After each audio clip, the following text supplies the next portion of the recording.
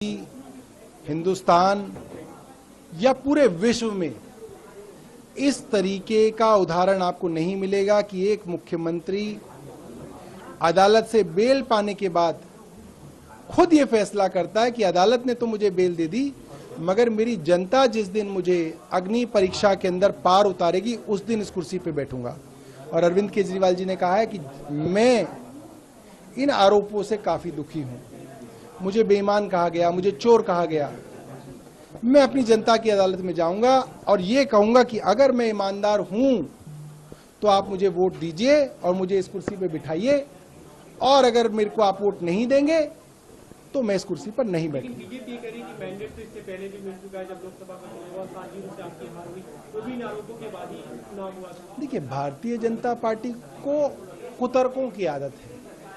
कुतर्क के अलावा भारतीय जनता पार्टी कुछ नहीं सीख सकती। क्या वो चुनाव अरविंद केजरीवाल को मुख्यमंत्री बनाने का चुनाव था?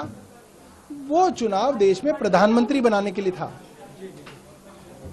और अरविंद केजरीवाल प्रधानमंत्री के ना दावेदार थे ना उम्मीदवार थे। तो वो एक अलग चुनाव था, ये एक अलग चुनाव है। पिछले 3 बार से दिल्ली की जनता भारतीय जनता पार्टी को लोकसभा में वोट देती है और विधानसभा में 3 सीटें देती है, 8 सीटें देती है। तो भारतीय जनता पार्टी को सच्चाई मालूम है। सीएम ने नवंबर में चुनाव कराए जाने की वकालत की, उन्होंने इसकी मांग की। आपको लगता है कि विधानसभा भंग किया जाना चाहिए? अब आप लोगों की तरफ से इसका क्या प्रस्ताव जाएगा? देखिए, आम आदमी पार्टी हमेशा ये कहती है चाहे फैसला कोर्ट का हो या जनता को तुरंत होना चाहिए। सुप्रीम कोर्ट ने भी कहा कि केंद्र सरकार और सीबीआई जानबूझ के इस फैसले को भी रोक रही है, ट्रायल शुरू नहीं कर रही है। 2 साल हो गए, अभी तक ट्रायल शुरू नहीं हुई। केंद्र सरकार चाहती है ट्रायल शुरू ना हो, फैसले ना हो। विधानसभा भंग किया जाएगा ताकि जल्दी। ये हम रिकमेंडेशन कर रहे हैं, हम कह रहे हैं केंद्र सरकार को कि जल्द से जल्द चुनाव कराया जाए। हम इंतजार करेंगे। अभी मुख्यमंत्री को चुनने की जो बात है कि पीएससी की मीटिंग, सभी विधायक दल की बैठक होगी, क्या जो चुने गए विधायक या मंत्री उनमें से कोई मुख्यमंत्री बनेगा? देखिए, इसके बारे में अभी कोई चर्चा पार्टी के अंदर नहीं हुई है।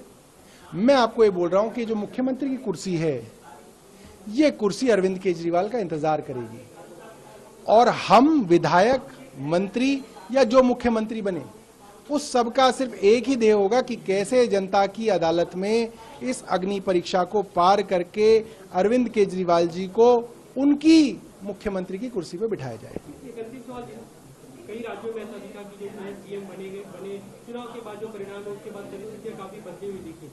आपको लगता है कि ऐसा कोई आशंका? देखिए, ये तो अरविंद केजरीवाल का अपनी जनता के ऊपर भरोसा है। अरविंद केजरीवाल रिस्क लेने के लिए जाने जाते हैं। अरविंद केजरीवाल वो आदमी है जिन्होंने इनकम टैक्स की नौकरी छोड़ के 10 साल तक झुग्गी झोपड़ियों के अंदर काम किया। उन्हें नहीं मालूम था कि आम आदमी पार्टी बनेगी, वो कल को मुख्यमंत्री बनेंगे, मगर उन्होंने किया। अरविंद केजरीवाल रिस्क लेते हैं। अरविंद केजरीवाल जनता के ऊपर फैसले छोड़ते हैं। जनता जो सोचेगी वो अरविंद केजरीवाल के लिए करेगी।